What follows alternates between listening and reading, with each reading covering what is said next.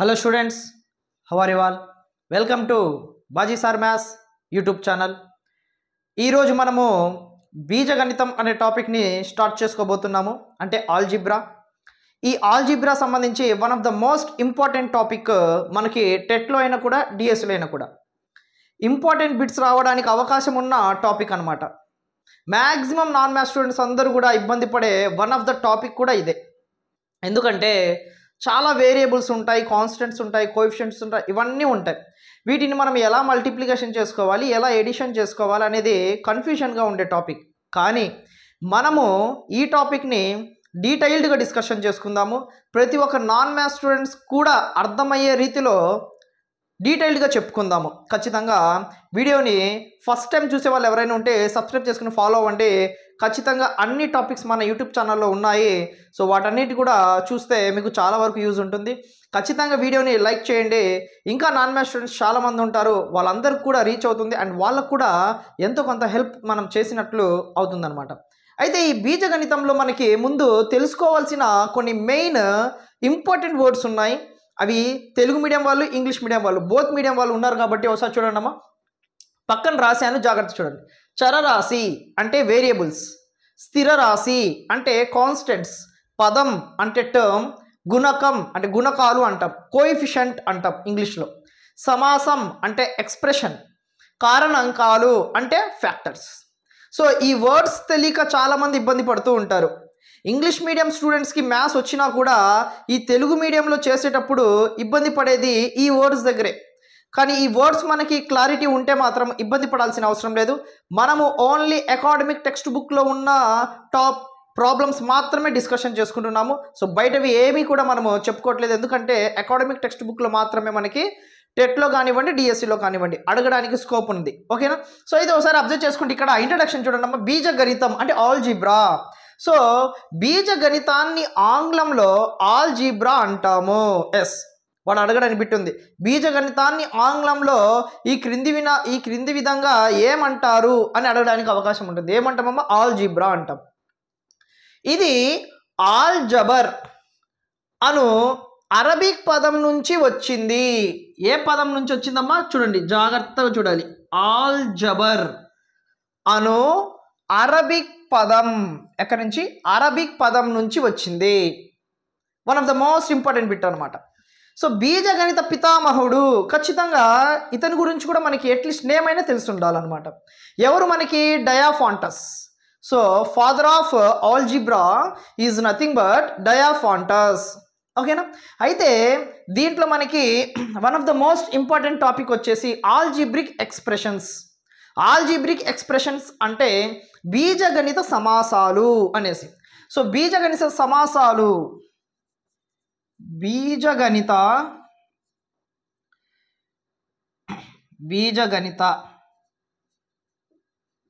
సమాసం లేదా సమాసాలు అంటే ఏంటి అసలు? వేటిని మనం బీజగణిత సమాసాలు అంటాము? ఒకసారి అబ్జర్వ్ చేయండి. Algebraic expressions. నేను ఇక్కడ ఒక ఎక్స్ప్రెషన్ని రాస్తాను. ఆ ఎక్స్ప్రెషన్ అనేది ఆల్జిబ్రిక్ ఎక్స్ప్రెషన్ అవుతుందా అవ్వదా అనే దాన్ని మనం డిస్కషన్ చేసుకుందాం, డీటెయిల్డ్గా డిస్కషన్ చేసుకుందాం. ఫర్ ఎగ్జాంపుల్ నేను 2x² + 4x + 9 అని రాశాను. ఇప్పుడు ఇది ఏమవుతుందంటే బీజగణిత సమాసం అవుతుంది. సరే సార్, అవుతుంది, మీకు తెలుసు, కానీ మాకు తెలియాలి కదా. ఫస్ట్ దాని గురించి డిస్కషన్ చేయండి అంటే చేస్తున్నాను. చూడమ్మా ఒకసారి. ఇక్కడ ఈ ఎక్స్ ఏదైతే ఉందో x² అని ఉంది, ఇక్కడ కూడా ఎక్స్ అని ఉంది. వీటిని ఏమంటామంటే మనము చరరాశి అంటాము. చరరాశి అంటే ఏంటి? వేరియబుల్స్.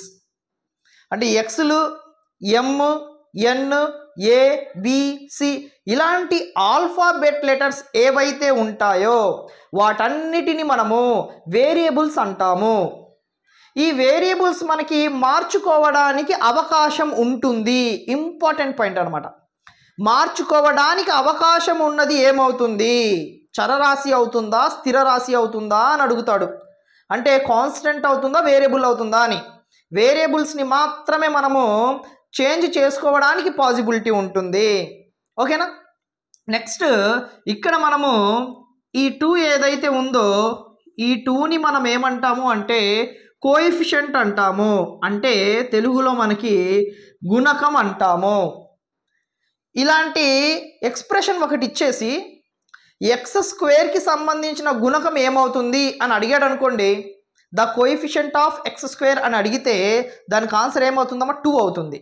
అంటే ఇది మనం ఎలా గుర్తుపట్టాలి సార్ అంటే వేరియబుల్కి ముందు ఏదైతే ఉంటుందో దాన్ని మనం కోఎఫిషియంట్ అంటాం. అంటే చరరాశికి ఎడమ వైపు ఏదైతే ఉంటుందో దాన్ని మనం ఏమంటాము అంటే గుణకం అంటాము. ఇప్పుడు చరరాశికి సంబంధించి గుణకం ఏమవుతుంది 4 అవుతుంది. సో ఇది కూడా ఏమవుతుందమ్మా గుణకం. ఈ నెంబర్ కూడా ఏమవుతుంది గుణకం. దేనికి సంబంధించిన గుణకము ఎక్స్కి సంబంధించిన గుణకం. ఎందుకని ఎక్స్కి పక్కన ఉంది కాబట్టి. ఓకేనా. సో నెక్స్ట్ మళ్ళీ ఏముంది ఇక్కడ 9 అనేది ఉంది. సార్ 9 కూడా గుణకం అవుతుందా అంటే అవ్వదు.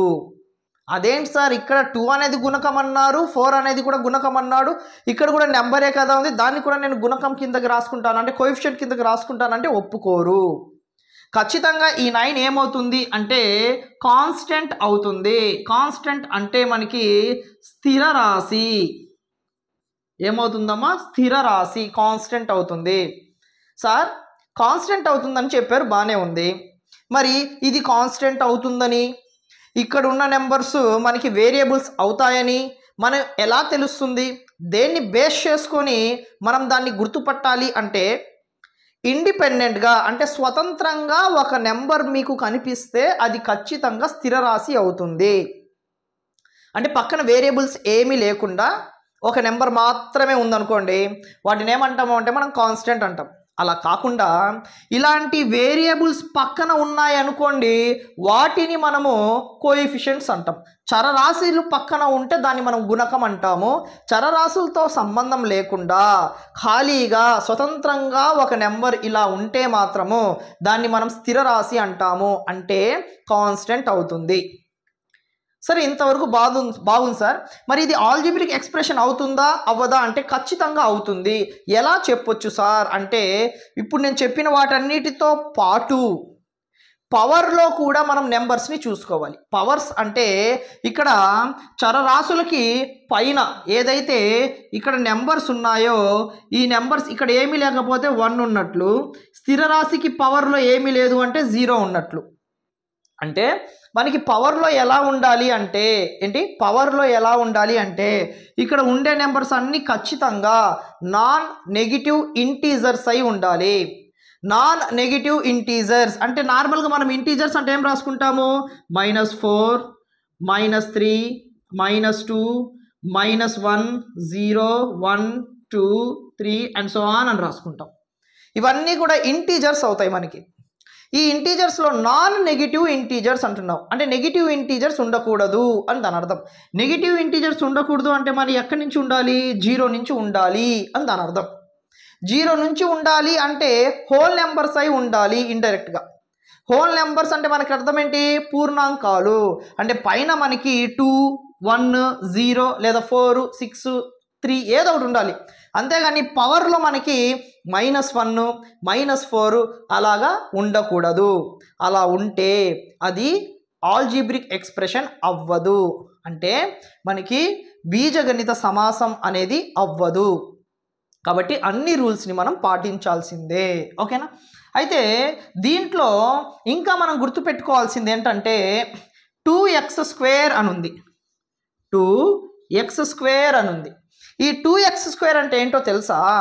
దీన్ని మనం ఒక టర్మ్ అంటాం అనమాట. టర్మ్ అంటే ఇక్కడ అర్థం ఏంటి పదము అని చెప్పేసి. సో ఈ 2x² అనేది ఒక పదం అవుతుంది. నెక్స్ట్ ఇక్కడ 4x అనేది ఇంకో పదం అవుతుంది. నెక్స్ట్ ఇక్కడ 9 అనేది ఇంకో పదం అవుతుంది. మొత్తం ఎన్ని పదాలు ఉన్నాయి 3 పదాలు ఉన్నాయి, అంటే 3 టర్మ్స్ ఉన్నాయి. సో ఇక్కడ 3 టర్మ్స్లో ఒకసారి నువ్వు అబ్జర్వ్ చేస్తే దీన్ని మనం ఎలా రాసుకోవచ్చు సార్ అంటే 2xగా రాసుకోవచ్చు. So 2 × x × x. So 2x × x ఏమవుతుంది x² అవుతుంది. సో ఫైనల్గా 2x² సంబంధించిన కారణాంకాలు ఏమవుతాయని అడిగాడు అనుకోండి, 2x² సంబంధించిన కారణాంకాలు అంటే ఫ్యాక్టర్స్ ఏమవుతాయని అడిగాడు అనుకోండి. ఇదో 2, ఇక్కడ 2 xలు ఉన్నాయి కాబట్టి 2 xలు రాశాను. మిడిల్ ఏముంటాయి, ఇంటూలు ఉంటాయి. ఓకేనా. సో నెక్స్ట్ 4xకి సంబంధించి మనకి కారణాంకాలు ఏమవుతాయి సార్ అంటే 4x అవుతాయి. అంటే మధ్యలో మనకి ఇంటూ ఉంటుంది. సో 4 × x ఏమవుతుంది, 4 × x ఏమవుతుంది, 4x అవుతుంది. ఓకేనా. సో నెక్స్ట్ ఈ 9కి సంబంధించి ఫైనల్గా మనకి ఏముంది, 9 ఉంటుంది. సో ఒకసారి ఇక్కడ నువ్వు అబ్జర్వ్ చేసుకుంటే ఇక్కడ 2x² అనేది ఒక టర్మ్ అవుతుంది, 4x అనేది ఒక టర్మ్ అవుతుంది, 9 అనేది ఒక టర్మ్ అవుతుంది, ఒక పదం అవుతుంది అని దాని అర్థం. అయితే దీనికి సంబంధించిన కారణాంకాలు ఇక్కడ నేను రాశాను కాబట్టి నీకు అర్థమవుతున్నాయి అనుకుంటున్నా. ఇప్పుడు నువ్వు అర్థం చేసుకోవాల్సింది ఏంటంటే ఇప్పుడు ఇక్కడ ఈ ఆల్జీబ్రిక్ ఎక్స్ప్రెషన్లో టర్మ్స్గా డివైడ్ చేయగలిగే సత్తా ఎవరికి ఉంటుంది అంటే ఒక ప్లస్ ఒక మైనస్కి మాత్రమే ఉంటుంది. అంటే ఇక్కడ 2x² మొత్తాన్ని కలిపి ఒక పదంగా తీసుకుంటాం, మనం ఒక టర్మ్గా తీసుకుంటాము. సో 2x² మొత్తం ఒక టర్మ్, మధ్యలో ఏముంది మనకి ఇంటూ ఉంది. 4xకి మధ్యలో ఏముందమ్మా, ఇంటూ ఉంది. ఇంటూ ఉందనుకోండి 4 × x ఏమవుతుంది, 4x అవుతుంది. సో ఫైనల్గా 4x అనేది ఒక టర్మ్ అవుతుంది, అవునా కాదా. ఎస్.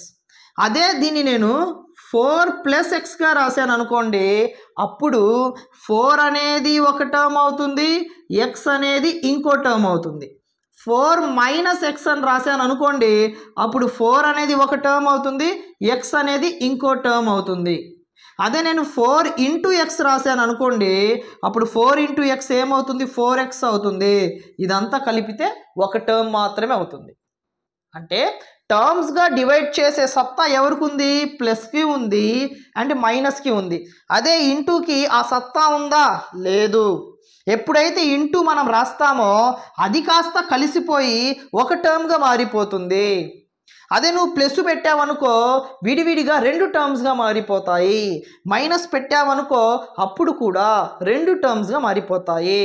అదే ఇంటూ పెట్టినా డివైడెడ్ బై పెట్టినా అది ఖచ్చితంగా మళ్ళీ ఒక టర్మ్ లాగే ఉంటుందన్నమాట. చెప్పింది అర్థమవుతుంది అనుకుంటున్నా. సో ఓవరాల్గా మనము బీజగణిత సమాసం గురించి డీటెయిల్డ్గా డిస్కషన్ చేసుకున్నాం ఇక్కడ. ఓకేనా. సో అయితే దీంట్లో ఇంకొన్ని బిట్స్ అనేది ఇక్కడ ఇంతసేపు మనము డిస్కషన్ చేసుకున్నాం కాబట్టి ఒకదాన్ని ఇక్కడ రాస్తాను, నువ్వు ఆన్సర్ చేయడానికి ప్రయత్నించు. ఫర్ ఎగ్జాంపుల్ ఇక్కడ నేను 6x² + 5x + 7 అని రాశాను. ఇప్పుడు దీనికి సంబంధించి కొన్ని ప్రశ్నలు అడుగుతాను, నువ్వు మైండ్లో ఆన్సర్ చేసుకో. నాకేం కావాలి అంటే x² సంబంధించిన కోఎఫిషియంట్ కావాలి. మళ్ళీ అడుగుతున్నా, x² సంబంధించిన కోఎఫిషియంట్ అంటే x² సంబంధించిన గుణకం కావాలి అంటున్నాను. సో గుణకం ఏమవుతుంది, అప్పుడు 6 అవుతుంది. సో x² సంబంధించి గుణకం ఏమవుతుంది, 6 అవుతుంది. సో x² ముందు ఉంది కాబట్టి. నెక్స్ట్ నాకు ఇక్కడ స్థిర రాశి కావాలి అంటే కాన్స్టెంట్ కావాలి. సో కాన్స్టెంట్ = 6 అవుతుందా, 5 అవుతుందా, లేకపోతే 7 అవుతుందా? ఎస్, ఖచ్చితంగా 7 అవుతుంది. ఎందుకు సార్ అంటే ఇందాకే చెప్పుకున్నాం మనము స్థిర రాశి అని చెప్పేసి. ఏదైతే స్వతంత్రంగా ఉంటుందో ఇండిపెండెంట్గా ఆ నెంబర్ని మనం కాన్స్టెంట్గా తీసుకుంటాము అని చెప్పేసి. సో నెక్స్ట్ ఎక్స్కి సంబంధించిన గుణకం ఏమవుతుంది, కోఎఫిషియంట్ ఏమవుతుంది అంటే ఎక్స్కి ముందు ఏది ఉంటే అది అవుతుంది. సో ఇందాక ఎక్స్కి ముందు ఏముంది, 4 ఉంది కాబట్టి 4 అని చెప్పుకున్నాం. ఇప్పుడు ఎక్స్కి ముందు ఏముంది, 5 ఉంది కాబట్టి కోఎఫిషియంట్ ఆఫ్ ఎక్స్ ఏమవుతుంది, 5 అవుతుంది. సో దీనికి సంబంధించి ఇలా రాసుకుంటాం అన్నమాట. ఓకేనా. సో అయితే నెక్స్ట్ మళ్ళీ ఇది అసలు బీజగణిత సమాసం అవుతుందా, ఆల్జీబ్రిక్ ఎక్స్ప్రెషన్ అవుతుందా అంటే ఖచ్చితంగా అవుతుంది. ఇందాక మనం ఏం చెప్పుకున్నాము, పవర్లో వేరియబుల్స్ చరరాశులకి పైన ఉండే నెంబర్స్ ఖచ్చితంగా 0 నుంచి ఉండాలి అని చెప్పుకున్నాము. 0 నుంచి ఏ నెంబర్ అయినా ఉండొచ్చు. సో ఎక్స్కి పవర్లో 2 ఉంది, 2 అనేది పాజిటివ్నే కదా. సో ఇక్కడ ఎక్స్కి పవర్లో ఏమీ లేదు అంటే 1 రాసుకోవచ్చు. సో కాన్స్టెంట్కి పవర్లో ఏముంటుంది, 0 ఉంటుంది. గుర్తుపెట్టుకో, స్థిర రాశికి పైన ఏముంటుంది అని బిట్ అడిగాడు అనుకోండి, ఖచ్చితంగా ఏమవుతుంది, 0 అవుతుంది. సో 0 1 2 అన్నీ కూడా ఈ 0 నుంచి మనకి పూర్ణాంకాలు మాత్రమే, హోల్ నెంబర్స్ మాత్రమే ఉన్నాయి. నెగిటివ్ ఏమైనా ఉన్నాయా? లేవు కాబట్టి ఈ ఎక్స్ప్రెషన్ అనేది మనకి ఆల్జీబ్రిక్ ఎక్స్ప్రెషన్ అవుతుంది, అంటే బీజగణిత సమాసం అవుతుంది అని దాని అర్థం అనమాట. అర్థమవుతుందా?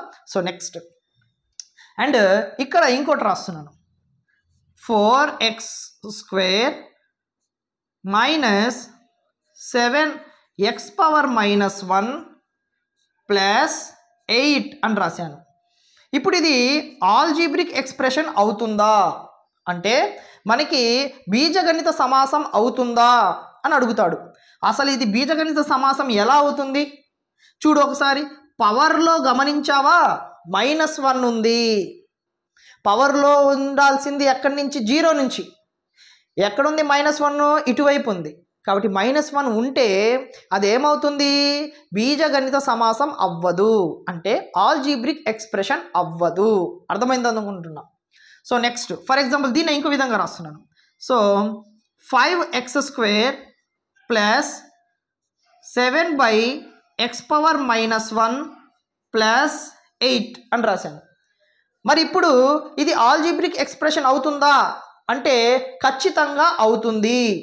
అదేంటి సార్, ఇందాక మైనస్ ఉంటే అవ్వదని చెప్పారు, మరి ఇక్కడ కూడా -1 ఉంది కదా ఎక్స్కి పవర్లో, మరి ఉంటుందని చెప్తున్నారేంటి? మమ్మల్ని మోసం చేస్తున్నారా ఏంటి అని మీకు డౌట్ రావచ్చు. లేదమ్మా, నేను ఏమీ మోసం చేయట్లేదు. ఒకసారి నువ్వు జాగ్రత్తగా అబ్జర్వ్ చేస్తే ఇక్కడ ఒక చిన్న స్టెప్ చేస్తే అయిపోతుంది. ఎప్పుడైతే మనకి హారంలో, మళ్ళీ చెప్తున్నా, ఎప్పుడైతే మనకి హారంలో ఒక చరరాశి ఉంటుందో ఆ చరరాశిని హారంలో నుంచి లవంలోకి తీసుకొస్తే అప్పుడు నెగిటివ్ కాస్త పాజిటివ్గా చేంజ్ అవుతుంది. పవర్లో నెగిటివ్ కాస్త పాజిటివ్గా చేంజ్ అవుతుంది. సో ఇప్పుడు దీన్ని ఏం చేస్తున్నాను చూడండి, 5x² ప్లస్ 7 డినామినేటర్లో ఉన్న x⁻−1ని నేను న్యూమరేటర్లోకి తీసుకొస్తున్నాను. అప్పుడు ఎప్పుడైతే ఇది ఇక్కడ నుంచి న్యూమరేటర్లోకి వచ్చిందో అప్పుడు ఈ -1 కాస్త +1గా చేంజ్ అవుతుంది, ప్లస్ 8. ఇప్పుడు చెప్పు, 5x² ప్లస్ 7x⁻1 ప్లస్ 8 పవర్లో ఏం లేకపోతే 0. ఏది నెగిటివ్ చూపించి ఇప్పుడు లేదు.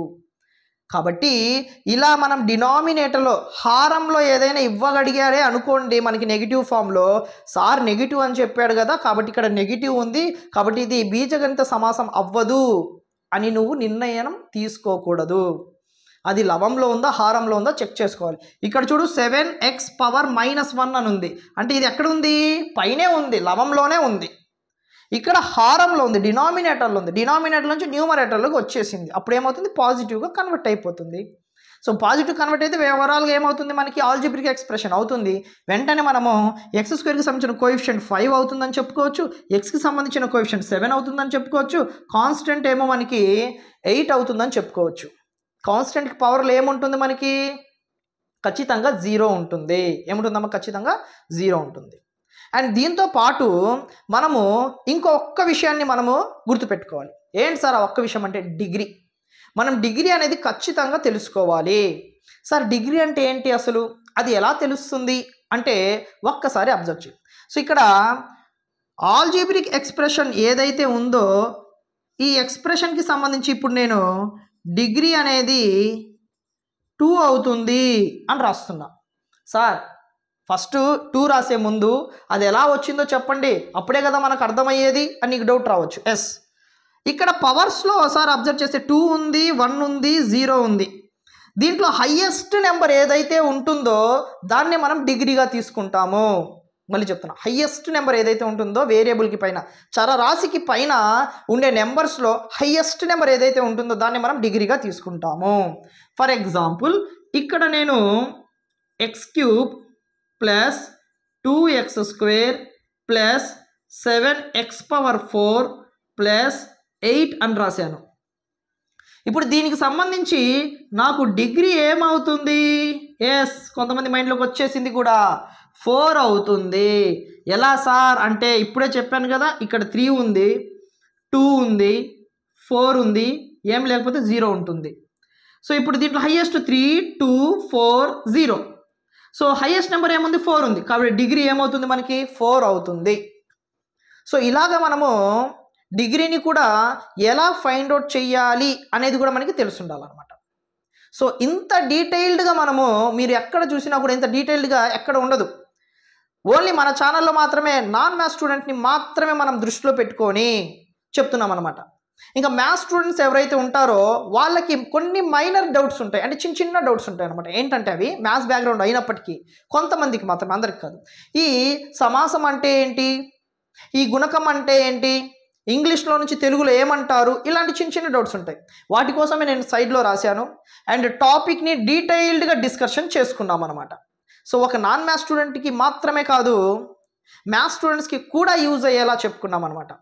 ఓకేనా. సో నెక్స్ట్ వీటి మీద కొన్ని ప్రాబ్లమ్స్ని మనము చేసుకుందాము. ఆ ప్రాబ్లమ్స్ని మనం ఎలా చేసుకోవాలి, దానికి సంబంధించిన ప్రాసెస్ ఏంటి అనేది డీటెయిల్డ్గా డిస్కషన్ చేసుకుందాం. నెక్స్ట్ మనము సజాతి మరియు విజాతి పదాలు అంటే like terms and unlike terms అనేసి ఈజీగా చెప్పుకోవచ్చు. పేరులోనే ఉంది లైక్ అండ్ అన్లైక్ టర్మ్స్ అని చెప్పేసి. ఇంతకుముందు మనము ఫ్యాక్టర్స్ చెప్పుకునేటప్పుడు అయితే like fractions and unlike fractions అంటాం. లైక్ అంటే అన్నీ సేమ్గా ఉంటే లైక్ ఫ్రాక్షన్స్, డినామినేటర్లో డిఫరెంట్గా ఉంటే అన్లైక్ ఫ్రాక్షన్స్ అని ఇంతకుముందు చెప్పుకొని ఉన్నాం మనము. సో అయితే దీంట్లో పదాల గురించి మాట్లాడుకుంటున్నాం, అంటే టర్మ్స్ గురించి మాట్లాడుకుంటున్నాం. టర్మ్స్ గురించి మాట్లాడుకునేటప్పుడు ఎలా ఉండాలి అంటే ఇక్కడ ఉండే టర్మ్స్ సేమ్గా ఉండాలి. అంటే ఇక్కడ 7x ఉంది, ఇక్కడికి వచ్చేసరికి 12yగా మారిపోయింది. అంటే ఇక్కడ x ఉంటే ఇక్కడ ఏముందమ్మా మనకి y ఉంది. అలా ఉండకూడదు. ఖచ్చితంగా వేరియబుల్స్ అనేవి సేమ్గా ఉండాలి, అప్పుడే మనం దాన్ని లైక్ టర్మ్స్ అంటాం. ఇలా డిఫరెంట్గా ఉంటే మనము అన్లైక్ టర్మ్స్ అంటాం. అన్లైక్ అంటే అర్థం ఏంటి మనకి, విజాతి. విజాతి. So that is equal 15x minus 21x అని ఉంది. సో x ఉంది, ఇక్కడ కూడా x అని ఉంది, రెండు సేమ్గా ఉన్నాయి కాబట్టి ఇది లైక్ టర్మ్స్ అవుతాయి. లైక్ అంటే ఏంటి, సజాతి. సజాతి. నెక్స్ట్ -4ab 7ab అని ఉంది. సో ఇక్కడ కూడా ab అని ఉంది, సేమ్గా ఉంది. సేమ్గా ఉంటే లైక్ టర్మ్స్ అంటాం. లైక్ టర్మ్స్ అంటే ఏంటి, ఇక్కడ సజాతి. సో ఇలాగ మనము లైక్ టర్మ్స్ అన్లైక్ టర్మ్స్ని ఐడెంటిఫికేషన్ చేయాలి అనుకుంటే మాత్రము ఖచ్చితంగా వాటికి సంబంధించిన టర్మ్స్ ఏమై ఉండాలి, సేమ్గా ఉండాలి. ఉంటే x ఉండాలి, లేకపోతే y ఉండాలి, లేకపోతే xy ఉండాలి, లేకపోతే ab ఉండాలి, అలాగనమాట. దానికంటే ముందు ఉండే కోఎఫిషియెంట్స్ ఎలాగున్నా మనకి ప్రాబ్లం అయితే ఏమీ లేదు. అంటే గుణకం మీద ఆధారపడాల్సిన అవసరం లేదు. మనం ఆధారపడాల్సింది దేని మీద అంటే ఓన్లీ వేరియబుల్స్ మీద మాత్రమే ఆధారపడాలి. సో అవి సేమ్గా ఉంటే మాత్రమే మనకి లైక్ టర్మ్స్ అవుతాయి. సేమ్గా లేకుండా డిఫరెంట్గా ఉంటే మాత్రము అన్లైక్ టర్మ్స్ అనేది అవుతాయి. నెక్స్ట్ మనము వీటి మీద కొన్ని ప్రాబ్లమ్స్ని అకాడమిక్ టెక్స్ట్ బుక్లో ఏదైతే ఇచ్చాడో వాటిని మనము సాల్వ్ చేయడానికి ప్రయత్నిద్దాము. ఒకసారి చూడమ్మా, y నుండి జెడ్ని తీసివేయడం అంటున్నాడు. అంటే ఒక స్టేట్మెంట్ ఇచ్చి ఆ స్టేట్మెంట్లో నుంచి మనల్ని ఏం ఫైండ్ అవుట్ చేయమంటాడంటే ఆల్జీబ్రిక్ ఎక్స్ప్రెషన్ని ఫైండ్ అవుట్ చేయమని చెప్తాడు. అంటే మనకి బీజగణిత సమాసాన్ని ఫైండ్ అవుట్ చేయమని చెప్తాడు ఒక స్టేట్మెంట్ ఇచ్చేసి. ఇక్కడ y నుండి జెడ్ని తీసివేయడం, y నుండి జెడ్ అంట కాబట్టి ఏం రాసుకోవచ్చు, y మైనస్ జెడ్గా రాసుకోవచ్చు. y నుంచి జెడ్ని తీసేయడం కాబట్టి x మరియు y సంఖ్యల మొత్తంలో సగం అంటున్నాడు. సో x మరియు yల మొత్తం అంటే x ప్లస్ y, దాంట్లో మొత్తము అంటే మొత్తం ప్లస్ చేసాము, సంఖ్యల మొత్తంలో సగం అంటున్నాడు. అంటే ఏం చేస్తాం మనము, by2 రాస్తాం. దీన్నే మనం ఏ విధంగా రాసుకోవచ్చు, 1/2 ఆఫ్ x ప్లస్ వైగా రాసుకోవచ్చు. అంటే సగం అన్నాడు కాబట్టి by2 చేసామన్నమాట. p మరియు q సంఖ్యల లబ్ధంలో 4/1 అంటున్నాడు. లబ్ధము అంటే దాని అర్థం ఏంటి, మల్టిప్లికేషన్. సో p ఇంటూ qలో 4 సగం అంటే by2 అనేది చేసాం, 4 అంటున్నాడు. సో కాబట్టి మనం by4 అనేది రాసుకోవాలి. సో దీన్ని మనం ఎలా రాసుకోవచ్చు, 1/4 ఆఫ్ pqగా రాసుకోవచ్చు. 1/4 ఆఫ్ pqగా రాసుకోవచ్చు అనమాట. సో నెక్స్ట్ క్రింది వాటికి కారణాంకాలు మరియు పదాలను వ్రాయండి అంటున్నాడు. అంటే ఫ్యాక్టర్స్ని రాయమంటున్నాడు, అట్ ద సేమ్ టైం పదాలను రాయండి అంటే టర్మ్స్గా కూడా డివైడ్ చేయమని చెప్తున్నాడు. సో ఫస్ట్ పదం అంటే టర్మ్స్గా రాద్దాము. నెక్స్ట్ కారణాంకం పదం ఏమవుతుందంటే దీంట్లో 4x, 5 అవుతుంది. అంటే -4x అనేది ఒక పదం, వన్ టర్మ్ అవుతుంది. 5 అనేది ఇంకో టర్మ్ అవుతుంది అనమాట. ఓకేనా? సో ఇందాక చెప్పుకున్నాం మనము ప్లస్ మైనస్ మాత్రమే టర్మ్స్గా డివైడ్ చేయగలిగే సత్తా ఉంటుంది, ఇంటూ డివైడెడ్ బైకి ఆ సత్తా ఉండదు అని చెప్పేసి. సో ప్లస్కి ముందు ఉన్నది మొత్తం ఒక టర్మ్ అవుతుంది, ప్లస్కి తర్వాత ఉన్నదంతా ఒక టర్మ్ అవుతుంది. ఇప్పుడు వాటికి సంబంధించిన ఫ్యాక్టర్స్ని మనము కారణాంకాలని రాయగలిగితే ఇక్కడ ఏమవుతుంది? కారణాంకాలు దీన్ని -4xని ఎలా రాసుకోవచ్చు? -4 ఇంటూ ఎక్స్. అండ్ 5ని ఎలా రాసుకోవచ్చు? అలాగే రాసుకోవచ్చు. అంటే -4 ఇంటూ ఎక్స్గా రాసుకోవచ్చు. -4xని 5ని అలాగే రాసుకుంటున్నాను.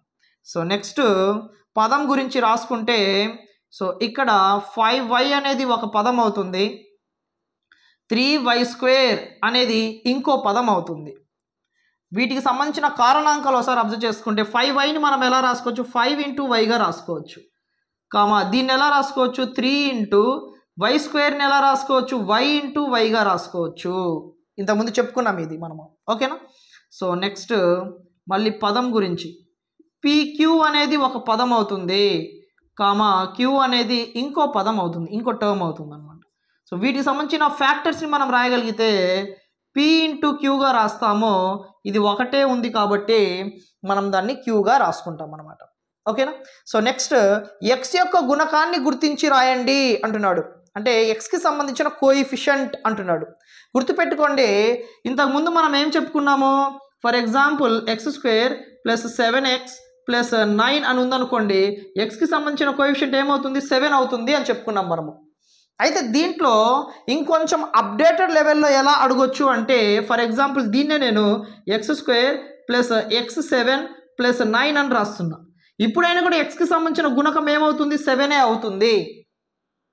దేనికి సంబంధించిన కోఎఫిషియంట్ని అయితే మనల్ని అడుగుతాడో అది కాకుండా దాని పక్కన ఎడం పక్కనైనా కానివ్వండి, కుడి పక్కనైనా కానివ్వండి, ఎడం పక్కన కుడి పక్కన రెండు ఉంటాయి, వాటన్నిటిని మనం గుణకంగా తీసుకుంటాం అనమాట. ఇప్పుడు ఎక్స్కి సంబంధించిన గుణకం అన్నాడు అనుకోండి, ఆ పదంలో ఎక్స్ కాకుండా ఎక్స్ పక్కన ఏదైతే ఉంటాయో వాటన్నిటిని మనం గుణకంగా తీసుకుంటాం. సో ఒక టర్మ్ ఏదైతే ఉంటుందో దాంట్లో ఎక్స్ కాకుండా రిమైనింగ్ ఉన్న కోఎఫిషియంట్స్ అన్నిటిని మనము తీసుకుంటాం అనమాట. సో ఇప్పుడు దాన్ని అబ్జర్వ్ చేసుకుంటే ఇక్కడ ఎక్స్కి సంబంధించిన గుణకం గురించి రాసుకుంటున్నాము. సో ఎక్స్ కాకుండా మిగతా అదంతా కూడా అవుతుంది. ఎక్స్కి సంబంధించిన కోఎఫిషియంట్ ఇక్కడ ఏమవుతుంది? మనకి y² అవుతుంది. అంటే ఎక్స్కి పక్కన y² ఉంది కాబట్టి ఇక్కడ ఎక్స్ అయితే లేదు, y ఉంది, ఇంకా దాన్ని రాయకూడదు మనము. సో సెకండ్ ప్రాబ్లం ఒకసారి అబ్జర్వ్ చేసుకుంటే ఇక్కడ ఎక్స్కి సంబంధించిన గుణకాలు ఏమున్నాయి అని మనం ఒకసారి అబ్జర్వ్ చేసుకున్నాం అనుకోండి, ఇక్కడ ఎక్స్కి సంబంధించి ముందు ఏమీ లేదు అంటే ఏమున్నట్లు? 1 ఉన్నట్లు, కాబట్టి 1 ఒకటి అవుతుంది. అండ్ దాంతోపాటు ఇక్కడ ఎక్స్కి పక్కన ఏముంది? y అనేది ఉంది కాబట్టి y కూడా అవుతుంది. ఇందాక చెప్పుకున్నాము 7x అన్నా x7 అన్నా ఒకటే అని చెప్పేసి. ఎక్స్ కాకుండా దాని పక్కన ఏదైతే ఉంటుందో దాని మొత్తాన్ని మనం గుణకంగా తీసుకుంటాం, కోఎఫిషియంట్గా తీసుకుంటాం అనమాట. సో ఇక్కడ ఒకసారి అబ్జర్వ్ చేసుకుంటే ఎక్స్కి సంబంధించిన కోఎఫిషియంట్ ఏమవుతుంది?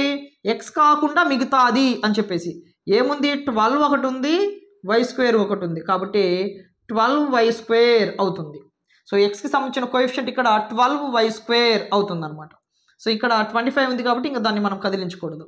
నెక్స్ట్ ఎక్స్కి సంబంధించిన కోఎఫిషియంట్ ఇక్కడ ఒకటేమో 7 అవుతుంది. నెక్స్ట్ ఎక్స్కి సంబంధించిన కోఎఫిషియంట్ ఇంకోటి ఏమవుతుంది? y² అవుతుంది. సో 2 అవుతాయి అనమాట. సో ఇలాగ మనము ప్రాబ్లమ్స్ ఇచ్చినప్పుడు ఆల్జీబ్రిక్ ఎక్స్ప్రెషన్లో నీట్గా రాసుకోవాలి. సో ఎవరు కూడా ఇబ్బంది పడాల్సిన అవసరం లేదు, ఎవరు కూడా గందరగోళానికి లోనవ్వాల్సిన అవసరం కూడా లేదు. బీజగణితాన్ని పార్ట్స్ వైజ్గా నేను డీటెయిల్డ్గా ఎక్స్ప్లెయిన్ చేస్తాను, జాగ్రత్తగా వినండి. అండ్ దాంతోపాటు ప్రాబ్లమ్స్ కూడా మనం డిస్కషన్ చేసుకుంటున్నాము. ఆ ప్రాబ్లమ్స్ని కూడా అకాడమిక్ టెక్స్ట్ బుక్స్ అన్నీ మీ దగ్గర ఉంటాయి. టాపిక్ అయిపోయిన వెంటనే ఆ టాపిక్కి సంబంధించి కొన్ని ప్రాబ్లమ్స్ ఇక్కడ నేను డిస్కషన్ చేస్తాను. ఆ తర్వాత అకాడమిక్ టెక్స్ట్ బుక్ అనేది మీ పక్కన పెట్టుకొని ఆ టెక్స్ట్ బుక్లో ఉన్న ప్రాబ్లమ్స్ని నువ్వు డీటెయిల్డ్గా అబ్జర్వ్ చేసావంటే మాత్రము ఖచ్చితంగా దాంట్లో ఉన్న ప్రాబ్లమ్స్ని మీరు ఈజీగా చేయగలరు. ఓకేనా? సో ఇదంతా కూడా మనకి 7th క్లాస్ టెక్స్ట్ బుక్లో మొత్తం డీటెయిల్డ్గా ఉంది. సో ఈ టెక్స్ట్ బుక్ని బేస్ చేసుకొని చెప్పాము. దీని తర్వాత దీనికంటే ఇంకొంచెం డెప్త్ లెవెల్ 8th క్లాస్లో ఉంటుంది, ఆ తర్వాత 9th ఉంటుంది, ఆ తర్వాత 10th కూడా ఉంటుంది. స్టెప్ బై స్టెప్ ఈజీగా నేను డివైడ్ చేసుకొని టాపిక్ వైజ్ మన ఛానల్లో పార్ట్స్ వైజ్గా కూడా చెప్పడం అయితే జరుగుతుంది. సో ఫస్ట్ టైం చూసే వాళ్ళు ఎవరైనా ఉంటే మాత్రం ఛానల్ని సబ్స్క్రైబ్ చేసుకుని ఫాలో అవ్వండి.